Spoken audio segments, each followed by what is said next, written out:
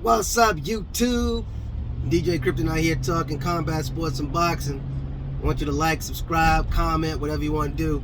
But you hear the latest news regarding Terrence Crawford moving up to fight Jermell Charlo at 154 because I guess he's growing frustrated with trying to get the fight with Errol Spence Jr.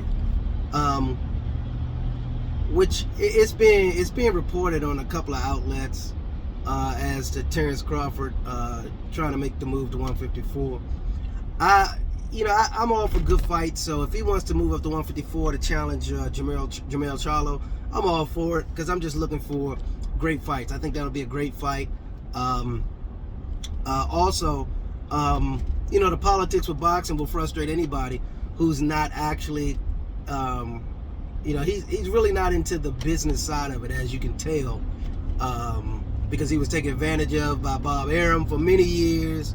He really doesn't promote any of his fights, so I can tell he's just looking to fight. So and if you want to reach up a couple of weight classes or a weight class above 147 to 154, one class up to get what you want. Ultimately, I think he holds the WBO title. He probably can get a shot at Jermell Charlo fairly quickly, and I think Charlo's latest opponent, his fight may be delayed anyway, from what I understand. So this may be an opportunity for Terrence Crawford to step in. Not to say he's going to step in as a replacement to this. Maybe the fight will be postponed, and Terrence Crawford will have an ability to train for Charlo, because they may push it out maybe a month or two, maybe something along those lines, and maybe the fight can happen in April, May, or something along those lines. But it sounds like Charlo's most recent opponent is delaying it a bit. So this may be an opportunity for Terrence Crawford to step in. So we'll see. I don't know. I think it's a good idea. I think it's a good fight for him to do that. And again, the money aspect of it, Charlo is a household name, I guess, to boxing fanatics. But Errol Spence is more of a name for the masses, so he is demanding the lion's share of the purse with that fight. With the Charlo fight, I'm not exactly sure how much leverage Crawford would have. Crawford could arguably have a bigger name than Charlo. So I don't know. So he may have negotiating room to get the money that he's looking for. So I don't know. But it could be a ploy. It could be a threat saying, hey, I'm moving up to 154 since I'm not getting any smoke at 147, just to see if any takers come up, raise their hand and say, hey, I'll take you on. So maybe that's part of his plan. I'm not exactly sure what his plan is at this stage, but it sounds like, at least based off of his trainer, I believe his trainer's name is Bomac, he seems to talk a lot for Crawford. So it appears that Bomac is suggesting that they may move up as a team to 154 to challenge Jermell Charlo at 154. Let me know what you guys think about that. I think it'll be a good fight. I don't know. Charlo presents different challenges for Crawford at 154 than Errol Spence would have.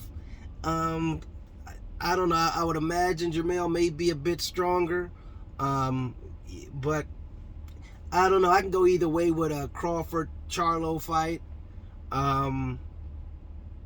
Yeah, I can go either way on that fight. I think that's a kind of a toss-up fight because Charlo is a dog. He's going to come fighting. He's going to come ready to fight every fight. He's a dog. But Crawford has that ego and that skill level that's pretty much unmatched.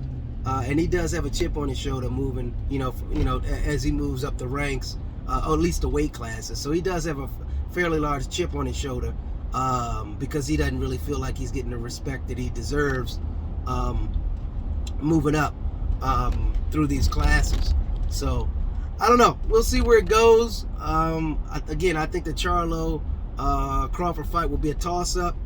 Errol Spence, he has some mandatories that he have to adhere to. I'm just surprised that Crawford isn't one of those mandatories that that these sanctioning bodies are actually pushing or requiring Spence to fight. So a lot of that is politics, but it's just odd that Crawford isn't one of those guys, because they're naming a lot of folks. They're even naming, after Ugas, they're naming Thurman, they're naming